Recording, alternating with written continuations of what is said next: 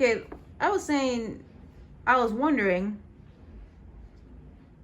I forgot. I forgot.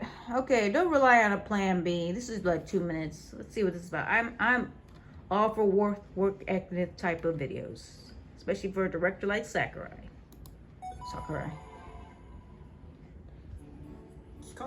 When writing proposals or design docs, you might have doubts about which spec is the right one to proceed with. A game. Between two potential choices, which will be easier to program? Which will feel most fun to the most people? It's tempting to approve of both options and leave the actual decision to someone else. That's why so many proposals and design docs say, or could we do this, or leave both doors open. But with proposals in particular, you're better off ditching plan B entirely. So the first thing, hypotheticals and secondary ideas. Oh.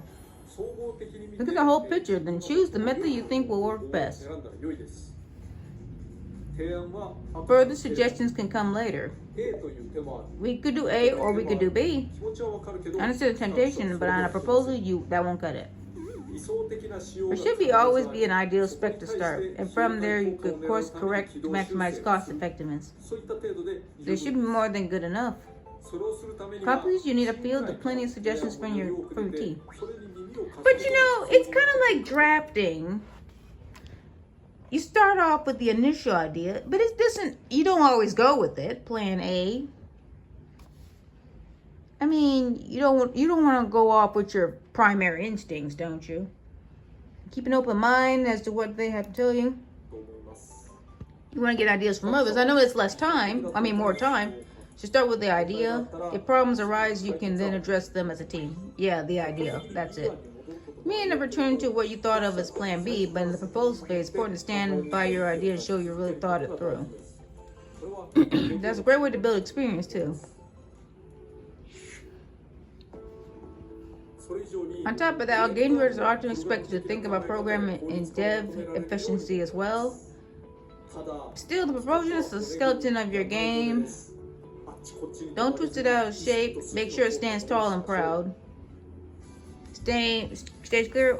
Okay, that was pretty simple. That was pretty simple.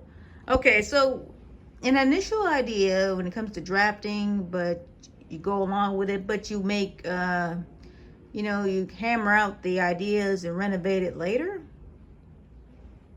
I mean, I guess Sakurai is just very competent. He doesn't really have to. Does he get writer's block or anything? Does he get like idea block or something? Kind of makes me think of Pokemon, like around the X and Y generation. The Pokemon designer, he had trouble with figuring things out. That's probably unrelated, but so what is ideal, really? I'm overthinking, but yep, that's it. Bye-bye.